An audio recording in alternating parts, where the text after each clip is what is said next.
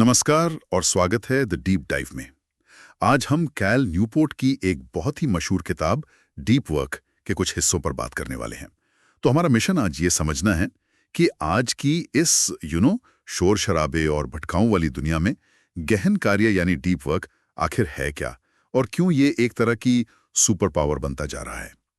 इसकी तह तक जाने के लिए चलिए सीधे चलते हैं 20वीं सदी में एक बहुत ही दिलचस्प इंसान के पास, कार्ल युंग, जो एक बहुत बड़े मनोवैज्ञानिक थे। मुझे उनकी एक बात हमेशा बहुत आकर्षित करती है। उन्होंने स्विट्जरलैंड में एक झील के किनारे अपने हाथों से पत्थर का एक छोटा सा घर बनाया था। वो उसे द टावर कहते थे। हाँ। और ये कोई हॉलिडे होम नहीं था, बिल्कुल नहीं, बल्कि ये उनके काम की सबसे जरूरी जगह थी। एक ऐसी जगह जहां वो दुनिया से पूरी तरह कट जाते थे, ताकि वो शांति से, गहराई से सोच सकें, लिख सकें। वो इसके लिए अपने मरीजों से भी दूर चले जाते थे। सोचिए, अपने काम से दूर जाना ताकि आप और बेहतर काम कर सकें। और आपने बिल्कुल सही नस पकड़ी है। युंग का ये टावर ही असल में डीप वर्क का सबसे सटीक उदाहरण है।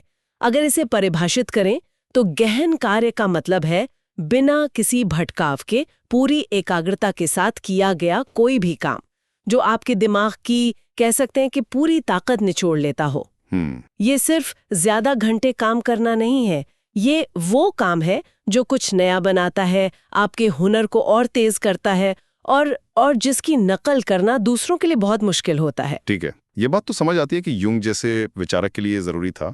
लेकिन आज की दुनिया में जहां हर 5 मिनट में फोन पे नोटिफिकेशन आता है, बॉस का ईमेल आता है, वहां क्या हम सबके लिए ऐसे टावर बनाना मुमकिन है? क्या ये आज भी उतना ही प्रासंगिक है? ये सवाल ही इस पूरी चर्चा का केंद्र है और जवाब है हाँ।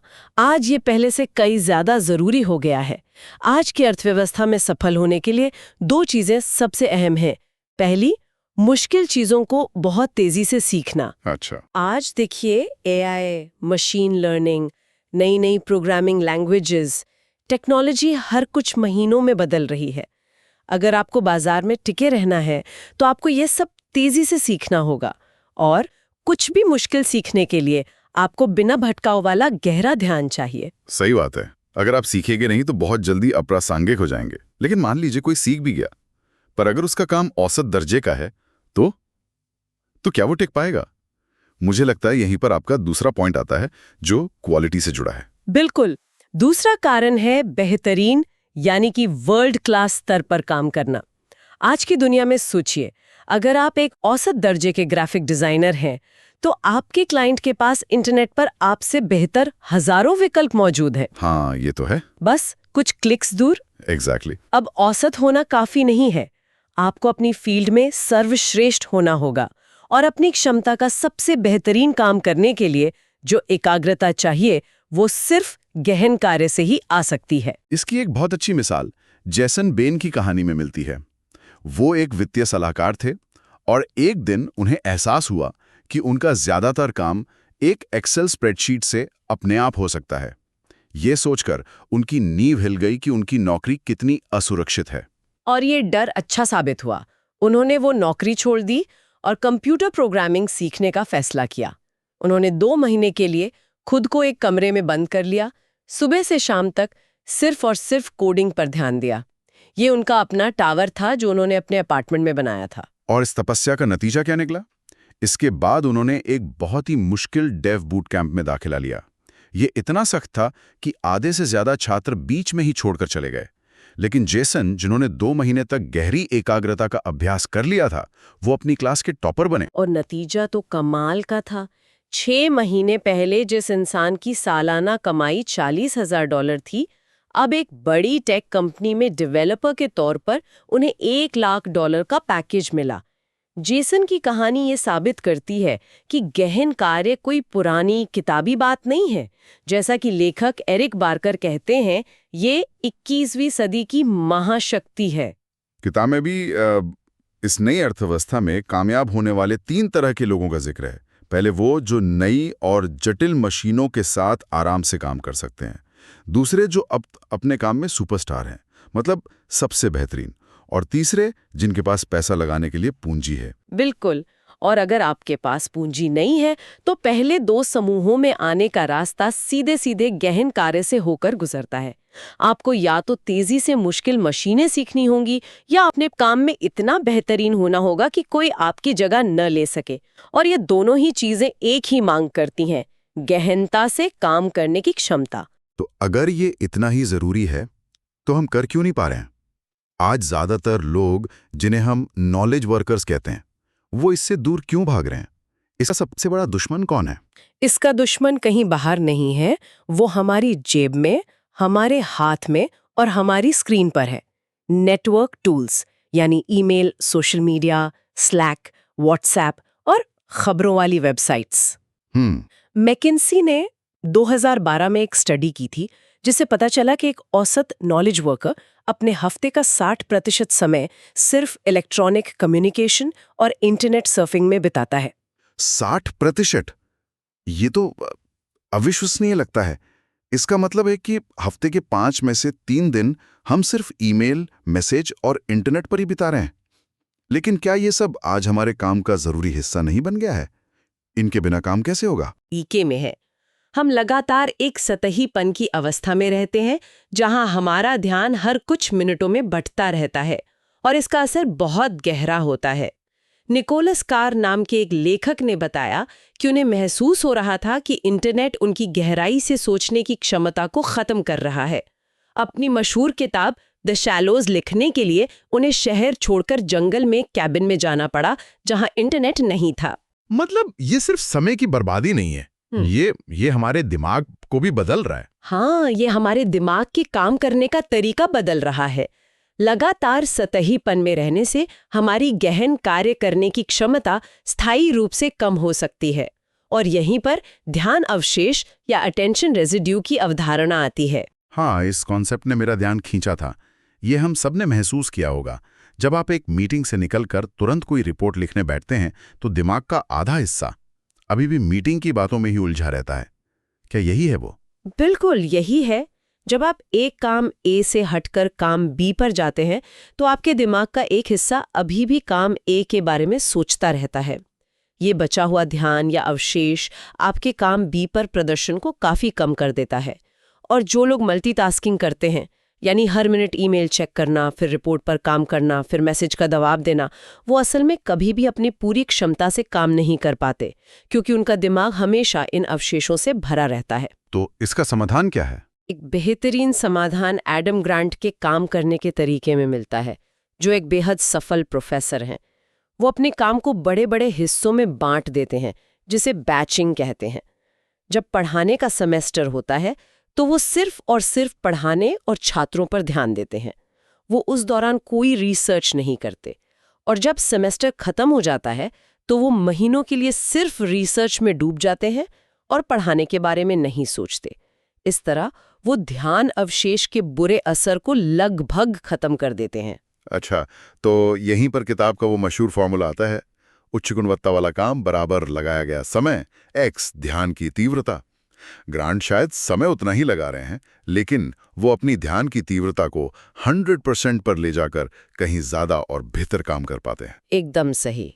हम अक्सर सिर्फ समय बढ़ाने के बारे में सोचते हैं, लेकिन असली खेल तीव्रता का है। लेकिन यहाँ एक सवाल उठता है। जैक डॉर्सी जैसे लोग जो ट्विटर के सह संस्थापक हैं, उनका कैलेंडर तो मीटिंग्स और फैसलों से भरा रहता है। वो तो लगातार भागदौड़ में रहते हैं। वो डीप वर्क करते नहीं दिखते, फिर भी इतने कामयाब हैं। तो फिर ये तो डीप वर्क वाले सिद्धांत के एकदम उल्टा हुआ ना। ये एक शानदार सवाल है और ये इस सिद्धांत की एक सीमा को भी दिखाता है। देखिए, जैक डॉर्सी जैसे बड़े अधिकारियों का काम ही अलग है। उनका मुख्य काम है बहुत सारी जानकारी को तेजी से प्रोसेस करना और तुरंत फैसले लेना। उनका काम ही भटकाव को मैनेज करना है। ये अपने आप में एक बहुत मूल्यवान कौशल है, लेकिन हमें ये समझना होगा कि ये एकमात्र मूल्यवान कौशल नहीं है। ज्यादातर लोगों के लिए, चाहे वो लेखक हों, प्रोग्रामर हों, मार्केटर हों या वैज्ञानिक, उनके काम की गुणवत्ता उनकी एकाग्र होने की क्षमता पर निर्भर करती है। तो जब तक ये साफ न हो कि आपका काम ही भटकाव की मांग करता है, तब तक गहनता पर दांव लगाना ही सबसे अच्छी रणनीति है। ये बात समझ में आई। तो अगर हम डॉर्सी नहीं हैं और हमें सच में गहनता पर ध्यान देना है, तो सवाल ये उठता है कि शुरुआत कहाँ से करें?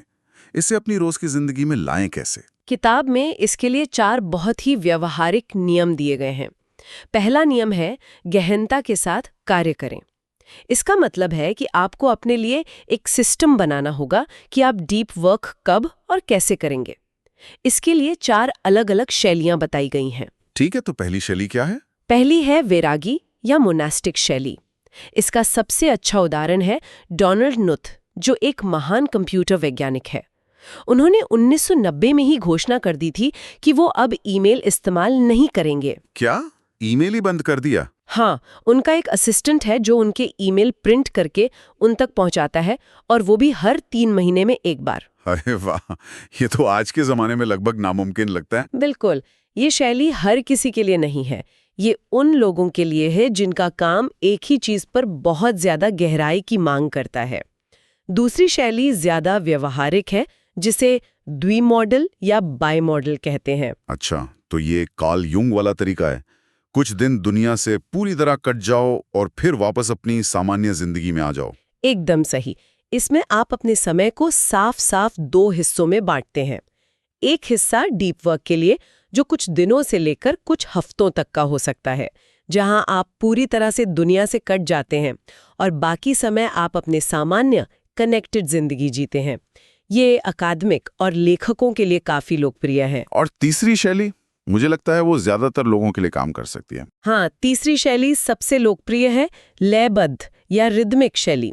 इसमें आप हर दिन एक निश्चित समय पर गहन कार्य करने की आदत बना लेते हैं। जैसे कोई लेखक तय कर ले कि वो हर सुबह 5:30 से 7:30 तक फोन बंद करके सिर्फ लिखेगा, चाहे कुछ भी हो जाए। ये एक लय बना देता है जिससे आपको रोज-रोज अपनी इच्छा शक्ति पर निर्भर नहीं रहना पड़ता। आदत खुद आपसे काम करवा लेती है। और आखिरी वाली, वो थोड़ी अलग लगती है, पत्रकारिता या जर्नलिस्टिक शैली। ये सबसे मुश्किल और एडवांस्ड शैली है। इसमें आप मौका मिलते ही डीप वर्क मोड में चले जाते हैं। मान लीजिए आपकी कोई मीटिंग कैंसिल हो गई और आपको अचानक 1 घंटा मिल गया। इस शैली का अभ्यासी उसी 1 घंटे में अपना लैपटॉप खोलकर पूरी एकाग्रता से अपने सबसे जरूरी काम में लग जाएगा। इसके लिए बहुत अभ्यास और आत्मविश्वास चाहिए होता है। ये 4 शैलियां तो बहुत दिलचस्प हैं। अब आते हैं दूसरे नियम पर, जो सुनने में थोड़ा अजीब लगता है। बोरियत को गले लगाएं। इसका क्या मतलब है? ये बहुत ही महत्वपूर्ण नियम है। एकाग्रता एक मांसपेशी की तरह है। अगर आप उसे ट्रेन नहीं करेंगे तो वो कमजोर हो जाएगी।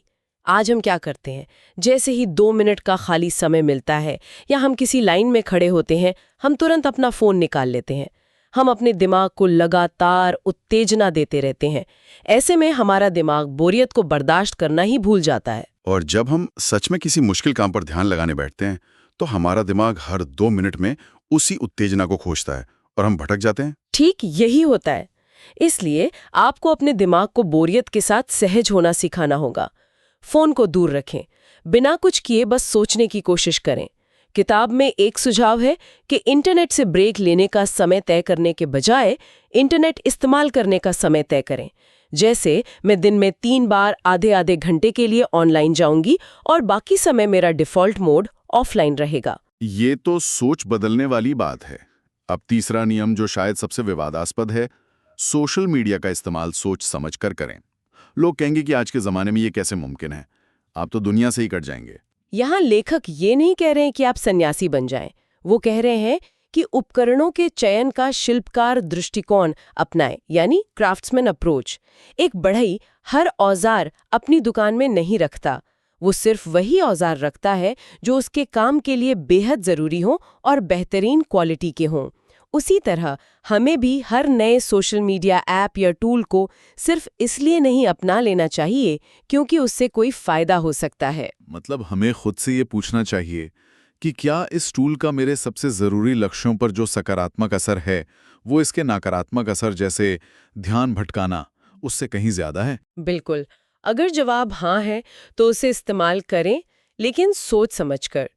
लेखक मैल्कम ग्लैडवेल और जॉर्ज पैकर ट्विटर का इस्तेमाल नहीं करते। क्यों? क्योंकि उन्हें लगता है कि उनके मुख्य काम यानी अच्छी किताबें लिखने के लिए ट्विटर से होने वाले फायदे उसके नुकसान से बहुत कम है। और चौथा और आखिरी नियम है सतही कार्यों से छुटकारा पाएं। इसका एक बेहतरीन उदाहरण 37 सिग्नल्स कंपनी का है, जिसे अब बेस कैंप के नाम से जाना जाता है। उन्होंने हफ्ते में 4 दिन काम करने का नियम अपनाया। और उनका मकसद ये नहीं था कि 40 घंटे का काम 32 घंटों में निपटाया जाए। उनका मकसद था उन सभी सतही कामों को हटा देना जो ज़रूरी नहीं लगते थे, जैसे लंबी लंबी मीटिंग्स, बार बार ईमेल चेक करना, ताकि उतना ही ज़रूरी काम कम समय में पूरा हो सके। लेकिन यहाँ सबसे बड़ा सवाल ये है कि पता कैसे चले कि कौन सा काम सतही है और कौन सा गहरा? इसकी कोई पहचान है? इसकी एक बहुत अच्छी कसौटी है।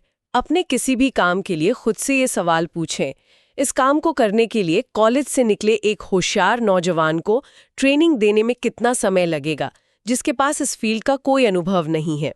अगर जवाब है कुछ हफ्ते या 1-2 महीने, तो ये शायद एक सतही काम है। लेकिन अगर इसके लिए सालों का अनुभव और गहरा ज्ञान चाहिए, तो ये यकीनन एक गहन कार्य है। ये तो बड़ा अच्छा पैमाना है। इस नजरिए से देखें तो हमारे दिन का बहुत सारा काम शायद सतही ही निकलता है। तो संक्षेप में, गहन कार्य सिर्फ एक अच्छी आदत नहीं है, बल्कि आज की अर्थव्यवस्था में आगे बढ़ने के लिए और अपने काम में संतुष्टि पाने के लिए एक बेहद जरूरी कौशल है। और शायद इसका सबसे शक्तिशाली उदाहरण बिल गेट्स है। जब वो माइक्रोसॉफ्ट की शुरुआत कर रहे थे, तो उन्होंने बेसिक का पहला संस्करण बनाने के लिए लगातार 8 हफ्तों तक काम किया। उनके साथी पॉल एलन बताते हैं कि वो कोडिंग करते करते कीबोर्ड पर ही सो जाते थे। कुछ घंटे बाद उठते थे और उठते ही फिर से कोडिंग करने लगते थे। पॉल एलन ने इसे एकाग्रता का एक विलक्षण पराक्रम कहा। ये दिखाता है कि जब इंसान अपनी पूरी मानसिक क्षमता को किसी एक लक्ष्य पर केंद्रित कर देता है, तो क्या कुछ हासिल किया जा सकता है। दिमागी प्रेरणा देता है।